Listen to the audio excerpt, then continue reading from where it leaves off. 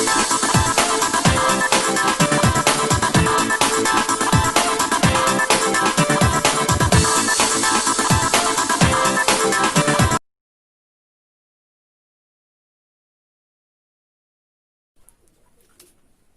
To शिक्षा में science classes रात में आप सभी लोगों का स्वागत है। मैं आपका दोस्त हेमंत राजपूत।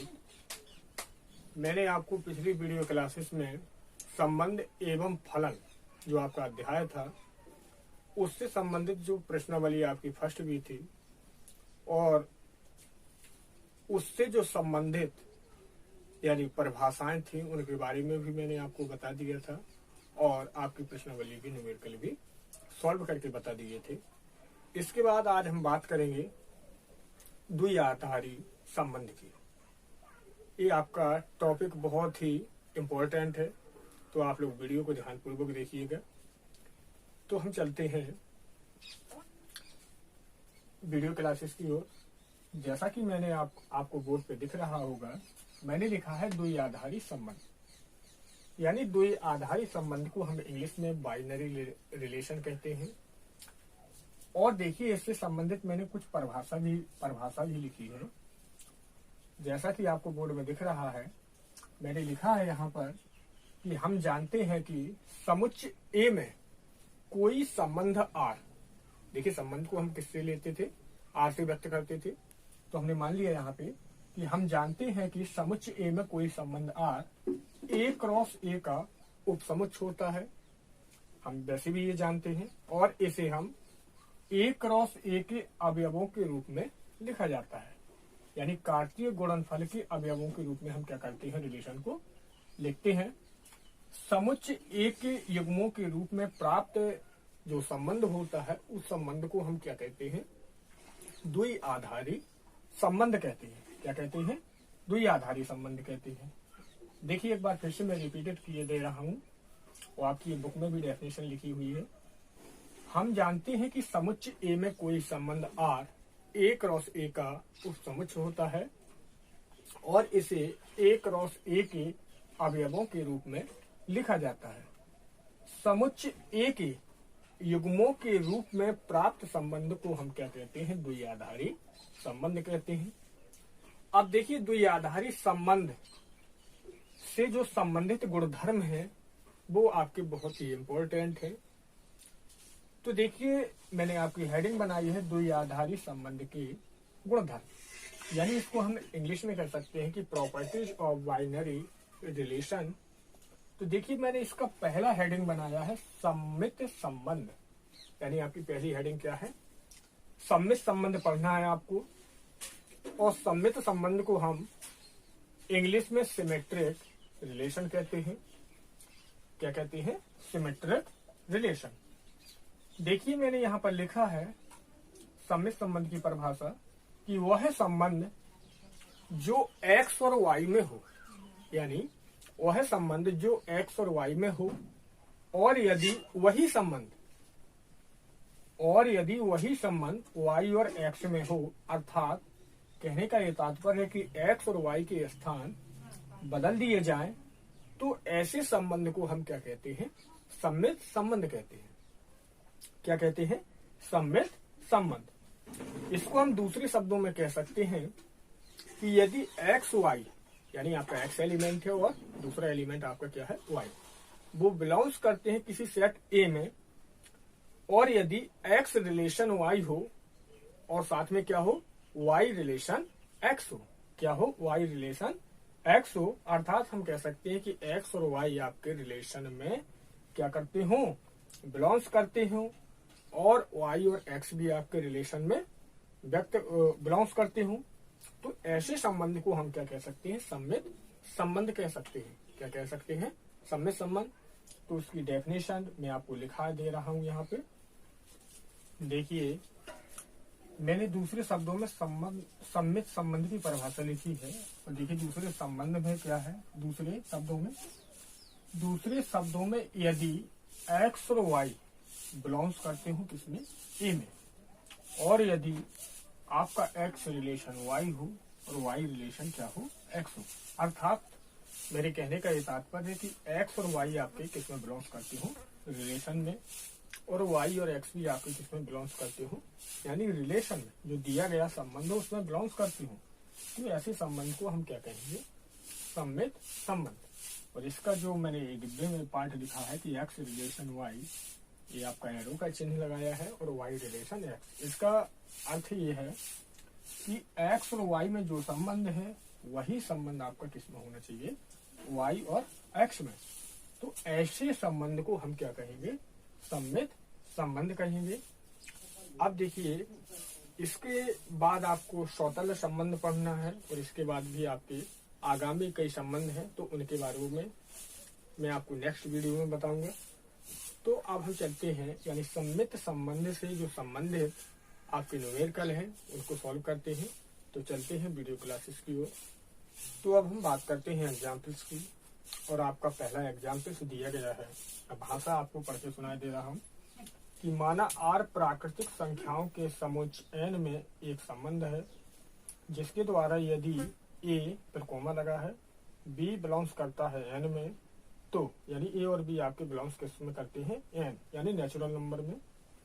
तो ए रिलेशन b दिया है, यदि a b को विभाजित करे तो क्या r सम्मित है। उसने पूछा है कि जो आपका रिलेशन है क्या वो सम्मित संबंध होगा कि नहीं होगा।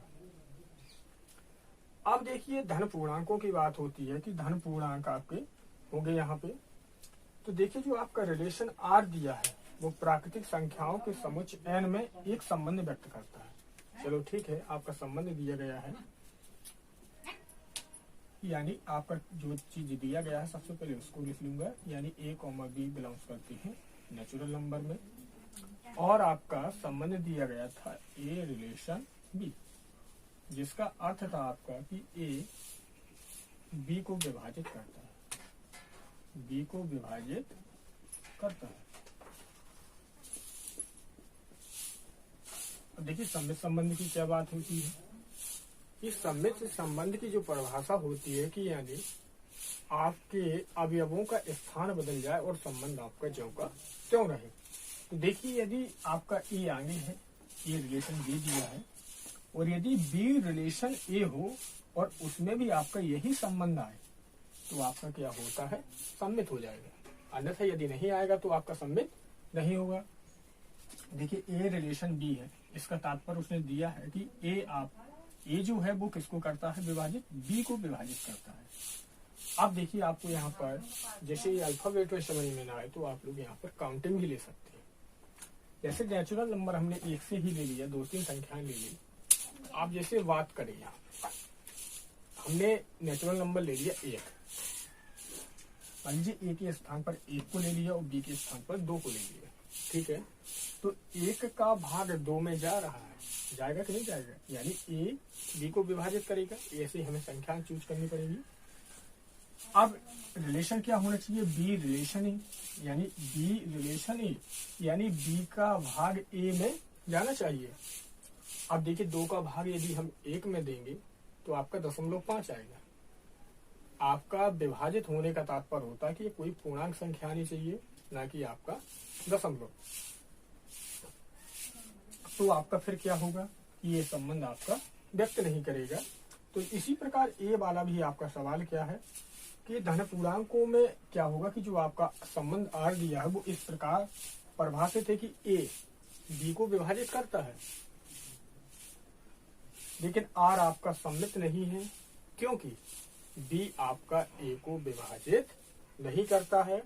अतः हम कह सकते हैं कि जो दिया गया संबंध है वो आपका सम्मित संबंध नहीं है। सॉल्व हो जाता है क्वेश्चन।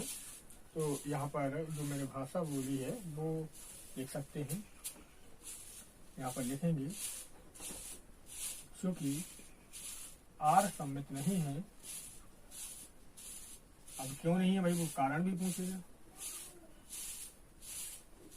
क्योंकि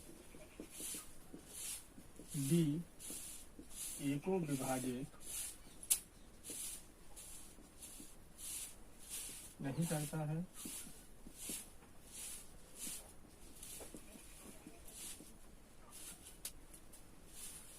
या हम कह सकते हैं यहाँ पर दूसरी भाषा में कि आपका ए कॉमा बी बिलोंग्स करते थे किसमें, रिलेशन में, बिंदु, अब देखिए हमने स्थान बदलना है, यानी बी रिलेशन ए, यानी बी रिलेशन ए होना था, तो यहाँ पर आपका क्या होगा, पॉइंट बी कॉमा ए आपके किसमें बिलोंग्स नहीं करेंगे, रिलेशन में बिलोंग्स नहीं करेंगे।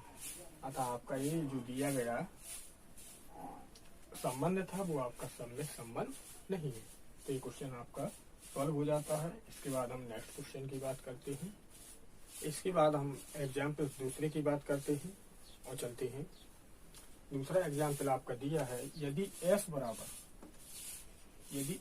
आपका एक सेट दिया गया है, तो इसमें एलिमेंट आपका 1, 2, 3, 4 दिया गया है, और आपका एक रिलेशन यानी R बराबर दिया गया है 1, 3, 2, 4, 2, 3 और 3, 1 ये आपका दिया गया है। तो उसमें वो ये पूछ रहा है कि ये बताइए कि जो आपका संबंध है वो सम्मिश्र संबंध है कि नहीं है। अब देखिए भाई ये सम्मिश्र संबंध होगा कि नहीं होगा, तो यहाँ पर देखते हैं, इसकी सॉल्व करेंगे। अब देखिए जैसे आपका एलिमेंट की बात करें, इसमें 1 से लेकर 4 तक के एलिमेंट दिए गए हैं, यानी और आपका संबंध में है 1, 3, 2, 4, 2, 3 और 3 की आपका क्रमित युग्म दिया गया, क्रमित युग्म दिया गया। अब देखिए यहाँ पर हम कोई भी 2 एलिमेंट ले सकते हैं, और तो ये हमें देखना होगा कि ये संबंध व्यक्त करता है कि नहीं करता है। अब सम्मिश्र संबंध क्या होता है कि x रिलेशन y होता है और y रिलेशन x, यानी इनका स्थान बदल जाए। अब जैसे यहाँ पर देखते हैं इस रिलेशन में, तो देखिए आपका 1, 3 दिया गया है, यानी इसी संबंध में 3, 1 भी दिया गया है।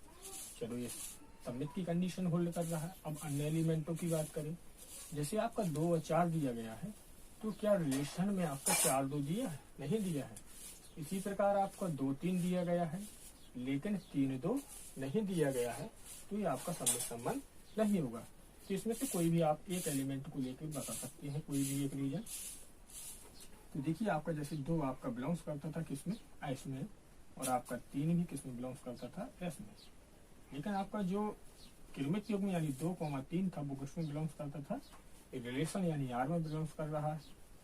लेकिन आपका 3, 2 किसी एक एलिमेंट को ले लिया, देखिए 3, 2 आपका ये रिलेशन में बिलोंग्स नहीं करता है।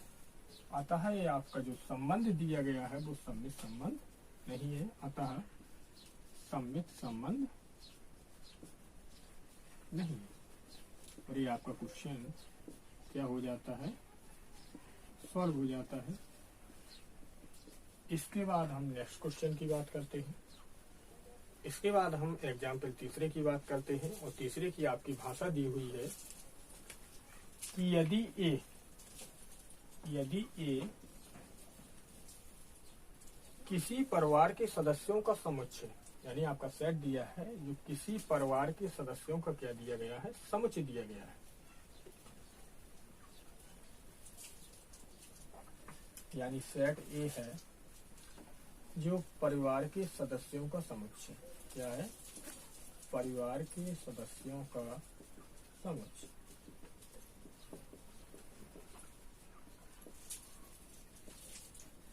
और आपका रिलेशन दिया गया है, यानी आर का मतलब है का भाई है, यानी आर से जो संबंध है वो किसका, कौन सा संबंध है, का भाई होने का, यानी भाई होने का संबंध है। अर्थात उसने दिया है कि आपका x रिलेशन y, क्या दिया है, x रिलेशन y, तो यानी x क्या होगा, y का भाई है। ये आपका संबंध दिया गया है। तो वो ये पूछ रहा है कि यह संबंध आपका सम्मिश्र संबंध होगा कि नहीं होगा। अब देखिए आपका x रिलेशन हुआ, ये संबंध दिया गया है। अब देखिए एक चीज यहाँ पर बात करें हम कि ये आपका परिवार के सदस्यों को समुच्चय, तो परिवार में देखिए आपके सभी रिश्ते होते हैं, भाई बहन चाचा चाची, ये सब रिश्ते होते हैं। अब देखिए रिलेशन यानी आर का जो मतलब है वो क्या है, का भाई है। तो एक्स रिलेशन वाई का मतलब क्या होगा, एक्स वाई का क्या है, भाई है। अब यदि यहाँ पर हम बात करें वाई रिलेशन एक्स की, इसकी बात करें वाई रिलेशन एक्स की, तो इसका मतलब क्या होगा कि वाई एक्स का भाई है। वाई क्या है, एक्स का भाई है, ये होना चाहिए। लेकिन यहाँ पर वाई क्या है कि वाई का हमें तो यहाँ पता ही नहीं चल रहा कि ये लड़का है कि लड़की है, पता थोड़ी चल रहा है।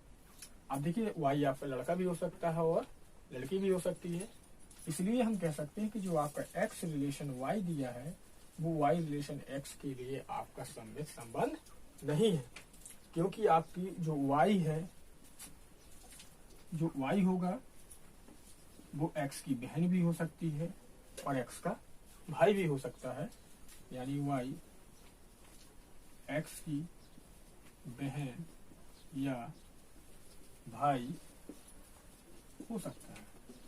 अब देखिए दो संभावनाएं आ रही हैं यहाँ पे, बहन भी हो सकती है और भाई भी। यदि भाई होता, क्लियर पता चलता, तब तो ये आपका सममित संबंध होता। लेकिन यहाँ पर हमारी संदिग्ध भाषा है, क्या है, संदिग्ध। हम क्लियर ही नहीं कर पा रहे हैं कि भाई है कि बहन है, अतः हम कह सकते हैं कि है आपका संबंध क्या है, सममित संबंध नहीं है, अतः सममित संबंध नहीं है।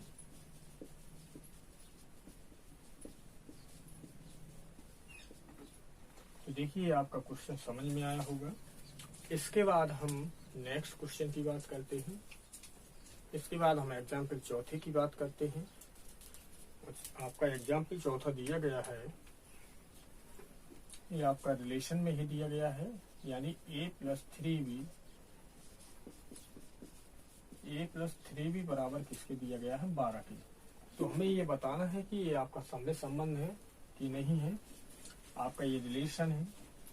अब देखिए यहाँ पर हम मान लेते हैं, माना हमने ए का वैल्यू, मान लीजिए यहाँ ए और बी की ऐसी वैल्यू रखें कि आपका इसको सॉल्व करने पर 12 आ जाए। तो ए बराबर मैंने मान लीजिए 0 ले लिया, क्या ले लिया, 0 ले लिया, ए बराबर 0 और बी बराबर अब क्या होगा, यहाँ 0 हो जाएगा तो 4, तो ये 12, यानी बी के स्थान पर क्या रखना पड़ेगा, 4, क्या रखना पड़ेगा, 4। अब देखिए इस रिलेशन के लिए क्या होगा कि आपका यानी ए का वैल्यू और बी का वैल्यू, यानी ए कॉमा बी बिलोंग्स करते हैं किसमें, रिलेशन में। तो यानी ए का वैल्यू क्या लिया है, 0,4, ये आपका किसमें बिलोंग्स कर रहा है, यानी रिलेशन में बिलोंग्स करेगा। अब देखिए इन एलिमेंटों की बात हो गई है, तो अब देखिए यहाँ पर हम करेंगे क्या कि बी और ए का स्थान परिवर्तन करेंगे। किसका स्थान परिवर्तन करेंगे, बी और ए का। अब देखिए बी के स्थान पर क्या करेंगे कि ए का वैल्यू रखेंगे और ए के स्थान पर बी का वैल्यू रख के देखेंगे। तो देखिए यानी आपका बिलोंग्स करा के देखना है, यानी ए के स्थान पर बी का वैल्यू 4 दिया है। तो ये रिलेशन आपका क्या होता है, अब यानी रिलेशन क्या बनेगा, यानी b+3a बराबर 12। चलो ए और बी के वैल्यू रखें, तो बी का वैल्यू क्या आएगा, 4 है और ए का वैल्यू आपका 0 दिया गया है, बराबर में किसके, 12 के। यहाँ पर सॉल्व किया तो 4 आया और राइट साइड में आपका क्या है, 12। तो ये आपका बराबर नहीं है, अर्थात हमारे कहने का ये तात्पर्य होगा कि बी कॉमा ए रिलेशन में आपके बिलोंग्स नहीं करते हैं। अतः हम कह सकते हैं कि 4,0 आपका रिलेशन में बिलोंग्स नहीं करता है। अतः आपका जो दिया गया ये संबंध है वो सममित संबंध नहीं है। ऐसा संबंध नहीं है, सममित संबंध नहीं। तो एक क्वेश्चन भी आपका सॉल्व हो जाता है। तो देखिए क्वेश्चन आपको समझ में आ रहे होंगे। इसके बाद हम जो आपका एग्जाम्पल 5वां, 6वां, 7वां और 8वां दिया गया है वो आप लोग भी नोट कर लीजिएगा, यानी इनको लगाना है आप लोगों को। इसके बाद में आपकी प्रश्नावली यानी जो वंशी दिया गया है उसके क्वेश्चनों को सॉल्व करके आपको बताता हूँ।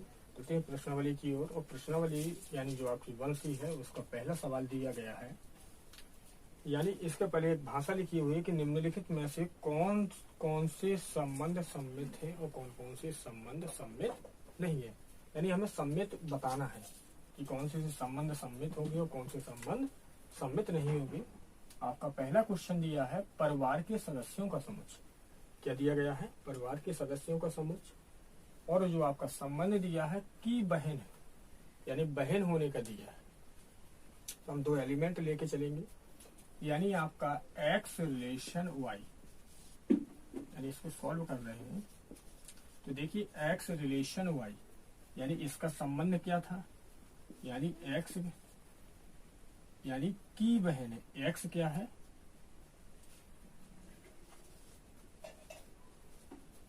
y की बहन, यानी x जो आपका दिया गया है वो y की क्या है? बहन है। अब देखिए सम्मित में क्या होता है कि y रिलेशन x होना चाहिए। तो देखिए y रिलेशन x हम यहाँ पर बात करेंगे। तो देखिए यहाँ पर हम तर्क फिर से करेंगे कि अब इसका अर्थ क्या होना चाहिए कि y x की बहन है, ये होना चाहिए। लेकिन यहाँ परिवार के जब सभी सदस्य हैं तो इसमें बहन भाई सभी लोग आएंगे। तो देखिए जो y का जेंडर है, यानी y में हम पता ही नहीं चल पा रहा है कि वो लड़का है कि लड़की है, लड़का है कि लड़की है। तो देखिए आपका y जो हो सकता है वो यानी भाई भी हो सकता है, और यानी y यानी लड़का होगा या लड़की होगा। अब देखिए y इधर क्या होता कि y का हमें देखिए यहाँ पर क्या हो रहा है कि पहली बात तो जेंडर ही निकल रहा है। तो इस आधार पे हम कह सकते हैं जेंडर के ही आधार पे चलना है यहाँ पर। तो देखिए यहाँ पर जब y का रिलेशन ही नहीं व्यक्त हो पा रहा है कि अब इसका मतलब क्या होता है कि y x की बहन है। y क्या होता है कि x की बहन है। यदि y यहाँ पर लड़की होती तब ये आपका सम्मित संबंध हो जाता, लेकिन यहाँ पर इसका जेंडर ना खुलने पता ना चलने के कारण क्या होगा कि ये आपका दिया गया जो संबंध होगा वो सम्मित संबंध नहीं होगा। अतः देखिए एरो लगा देता हूँ। तो यहाँ पर इसका मतलब ये है कि y, यहाँ लिख सकते हैं कि y x की बहन हो भी सकती है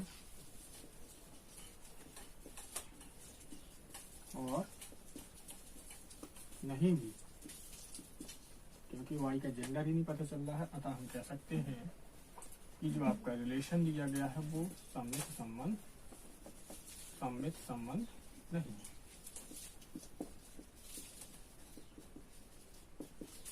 तो देखिए यहाँ पर हमें अपनी यानी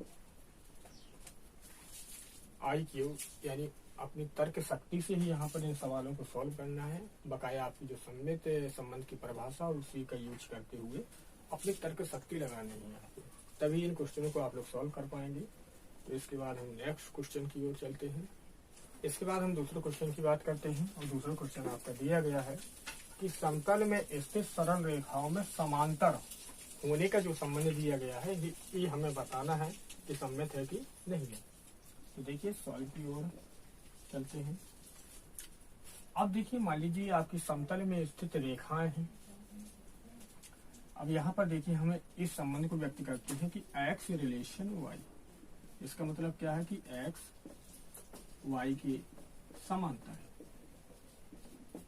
ठीक है। अब देखिए x क्या है? y के समांतर है। तो y रिलेशन x क्या होगा आपका? अब देखिए यहाँ पर हम अपना IQ लगाएंगे। देखिए यहाँ पे बोटू समझा दे रहा है। ये आपकी मान लीजिए एक रेखा है, आपकी ये दूसरी रेखा है, ये x है और ये आपकी y है। जब x रेखा y रेखा के समांतर है तो y रेखा भी आपकी x रेखा के समांतर होगी कि नहीं होगी? भाई होगी। जब x y के समांतर है तो y भी क्या होगी? x के समांतर होगी। तो यहाँ पर भी हम कह सकते हैं कि y रिलेशन x का मतलब क्या होगा कि y x के समांतर है। अतः आपका जो दिया गया संबंध है वो कैसा संबंध है? सम्मित संबंध। तो ये क्वेश्चन भी आपका सॉल्व हो जाता है। इसके बाद अगले क्वेश्चन की ओर चलते हैं। इसके बाद हम तीसरे क्वेश्चन की बात करते हैं और तीसरा क्वेश्चन आपका दिया गया है कि समतल में स्थित त्रिभुजों में सर्वांग सम संबंध, यानी ये हमें बताना है कि ये सममित है कि नहीं है। तो देखिए हम दो एलिमेंट ही लेके चलेंगे, यानी x रिलेशन y। इसका तात्पर्य क्या दिया है कि x क्या है, y की सर्वांग सम है, y की क्या है, सर्वांग सम है। तो देखिए यहाँ पर y रिलेशन x भी निकालेंगे हम, तो इसका भी अर्थ क्या होगा कि y भी आपका x के सर्वांग सम होगा। अब देखिए सर्वांग सम का दो त्रिभुज यदि सर्वांग सम होते हैं, तो यदि पहला त्रिभुज मान लीजिए आपका x है, वो y के सर्वांग सम है, तो क्या दूसरा त्रिभुज जो आपका y दिया गया है वो x के सर्वांग सम होगा कि नहीं होगा? भाई होता है। सर्वांग सम का मतलब होता है कि दोनों त्रिभुज आपस में ही क्या हो, समाहित हो। क्या हो, समाहित। तो देखिए आपका यहाँ पर भी भाषा आ जाएगा कि y x के क्या होगा, सर्वांग सम होगा, और ये हमारी कंडीशन पर क्या करता है, पालन करता है। यानी ये स्थान भी हमने बदल दिया, तब भी आपके जो संबंध दिया है सर्वांग सम होने का वही संबंध है। तो आपका ये जो दिया गया संबंध है वो कैसा संबंध है, सममित संबंध है, सममित संबंध।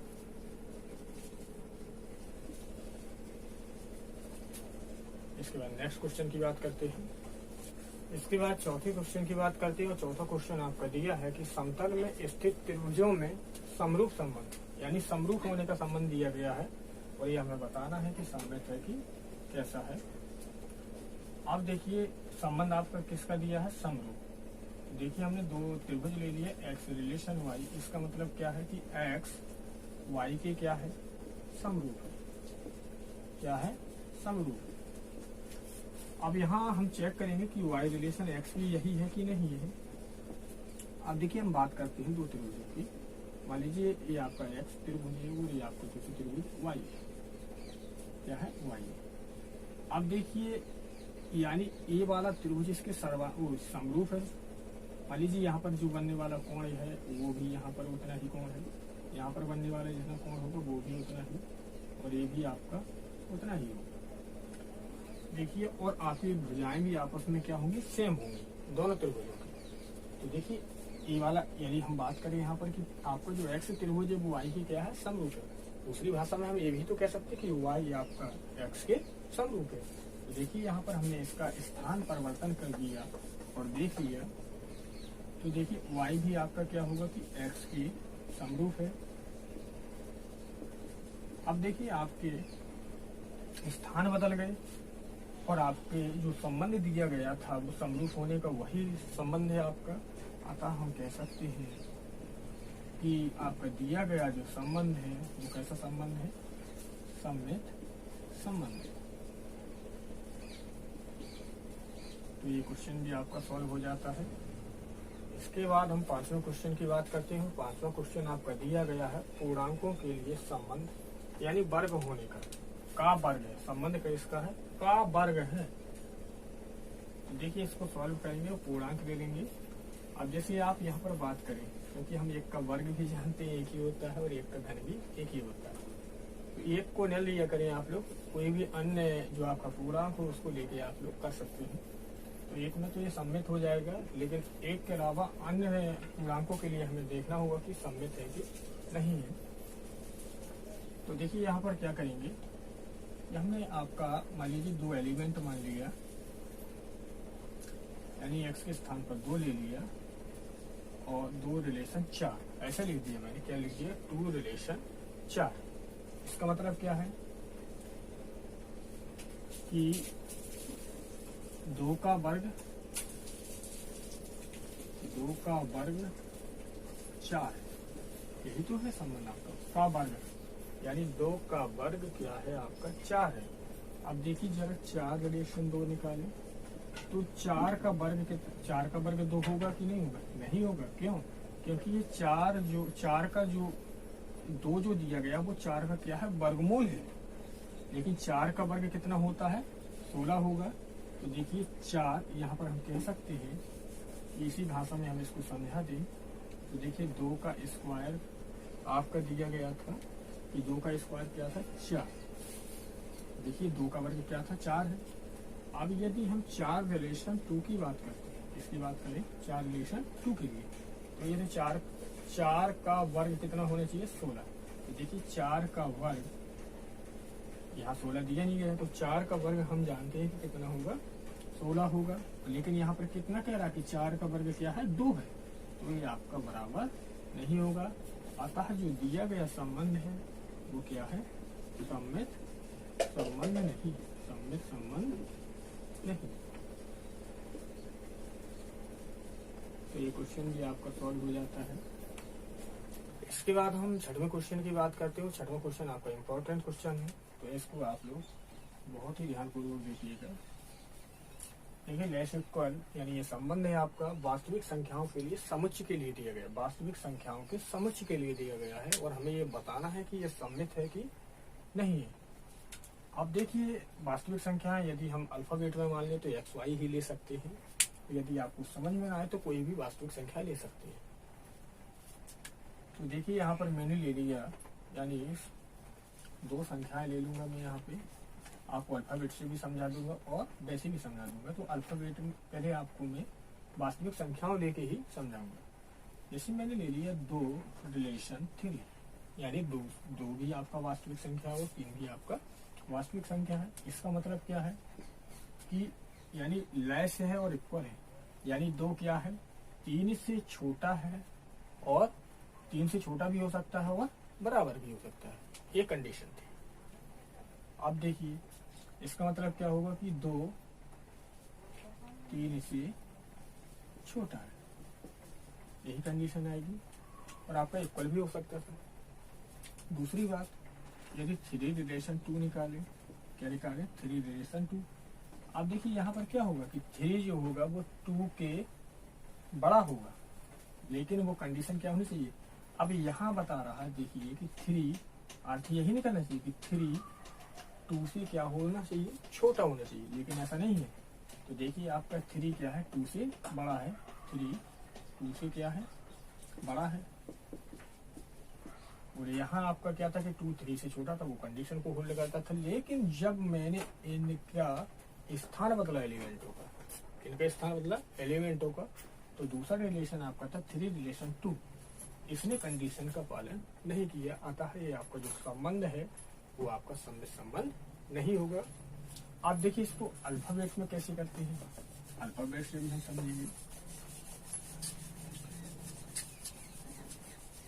अल्फाबेट से यदि ले तो देखिए एक्स रिलेशन वाई, इसका मतलब क्या होगा कि एक्स यानी एक्स क्या हो सकता है, यही इसी कंडीशन में लेके चलेंगे कि एक्स रिलेशन वाई, यानी क्या है कि एक्स वाई से छोटा हो सकता है, छोटा है और बराबर हो सकता है, एक कंडीशन आती है। अब यदि यहाँ पर बात करें वाई रिलेशन है, जब देखिए एक्स आपका वाई से छोटा हो गया तो क्या वाई एक्स से छोटा होगा, नहीं होगा, तो ये कंडीशन का पालन नहीं करता है दूसरा वाला संबंध। आता है आपका जो दिया गया संबंध है वो कैसा है, सममित संबंध नहीं है।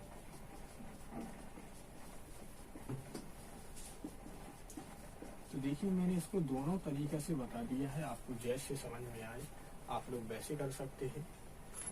इसके बाद आपके 7वें क्वेश्चन की बात करते हो। 7वां क्वेश्चन आपका दिया गया है कि a धन b बराबर 25, कितना दिया गया है 25 के दिया गया है, और हमें ये बताना है कि ये सममित संबंध है कि नहीं है। अब देखिए इसको हम किसी भी तरीके से लगा सकते हैं।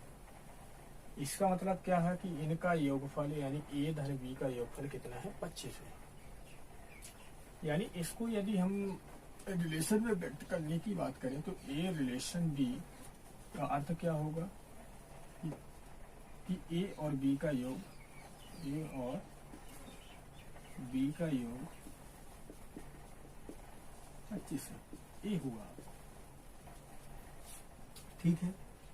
आप देखिए स्थान क्या होता है कि b को a से बदल दिया जाए, यानी b को a के स्थान पर ले जाए और a को b के स्थान पर, यानी अब इसका भाषा क्या होगा कि b और a का योग 25 होगा। 25 होगा कि नहीं होगा भाई, हम जानते हैं कि क्रम में नियम का पालन हो रहा है यहाँ पर। इस आधार पे ये आपका संबंध क्या है सम्मित संबंध होगा कि ए धन बी जोड़ो तो 25 आएगा, बी धन ए जोड़ो तो भी 25 आएगा। देखिए इसको उदाहरण के तौर पे लगा देता हूँ। मान लिया कि ए बराबर आपका 5 है और बी बराबर कितना है 20। तो देखिए यानी 5 ए धन बी हम पहले निकालेंगे। ए धन बी बराबर 5 धन 20 बराबर किसके 25 के होगा। अब बी धन ए निकालें तो क्या होगा 20 धन 5 बराबर तब भी कितना आएगा 25 ही आएगा। अतः ये जो संबंध दिया गया है वो आपका कैसा संबंध है, सम्मित संबंध। कैसा संबंध है, सम्मित संबंध। तो ये क्वेश्चन भी आपका क्या हो जाता है, सॉल्व हो जाता है। इसके बाद आपका अंतिम क्वेश्चन दिया है, उसकी ओर चलते हैं। इसके बाद आपका अंतिम क्वेश्चन 8वां क्वेश्चन दिया गया है कि 4a धन b बराबर 25 है। किसके बराबर दिया है 25 के, और हमें ये बताना है कि ये सम्मित संबंध है कि नहीं है। तो देखिए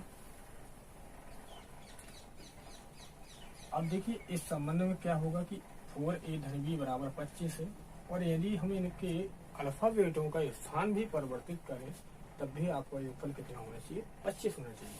तो देखिए इसको जरा सॉल्व करके हम देखेंगे। यानी 4a धन b बराबर पहले आपका ले लिया लेफ्ट साइड, इसका वैल्यू हमें 25 निकालना है। तो देखिए यदि मैं यहाँ पर a बराबर आपका 1 ले लूँ और b बराबर कितना ले लूँ 21। तो देखिए यहाँ वैल्यू रखूंगा 4 गुणा 1 धन b का वैल्यू आपका 21 है। तो 4 धन 21 बराबर कितना आएगा 25। चलो ठीक है।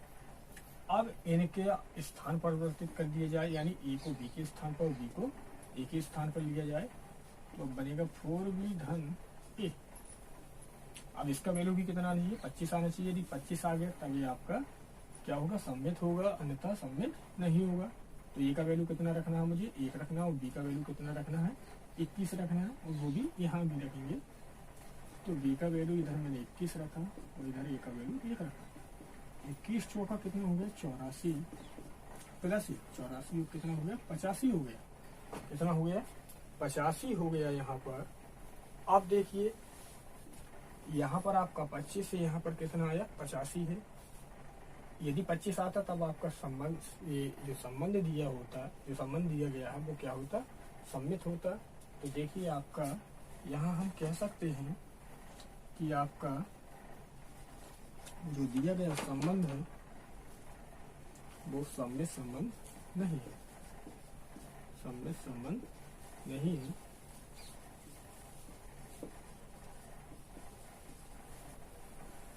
देखिए आपकी प्रश्न वाली पूर्ण हो जाती है। तो आई होप, मुझे लगता है कि आपको ये वीडियो समझ में आई होगी। और यदि आप चैनल पर पहली बार आए हैं तो चैनल को सब्सक्राइब करें, वीडियो को लाइक करें, शेयर करें, कमेंट करें, और आप लोग विधिवत रूप से अपना कार्य करते रहें ताकि ये बोर्ड एग्जाम में ये जो आपका टॉपिक है बहुत ही इम्पोर्टेंट है। तो इसके जो भी न्यूमेरिकल मैं छोड़ देता हूँ वो आप लोग स्वयं लगाएं। यदि जो क्वेश्चन नहीं बनता है तो आप कमेंट बॉक्स में लिखकर भेज सकते हैं, तो मैं आपको नेक्स्ट वीडियो में उन क्वेश्चनों को सॉल्व करके बता दूंगा। तो आई होप, मुझे लगता है कि अब हम इसके बाद आपको नेक्स्ट वीडियो क्लासेस में मिलेंगे। इसी के साथ बेस्ट ऑफ लक।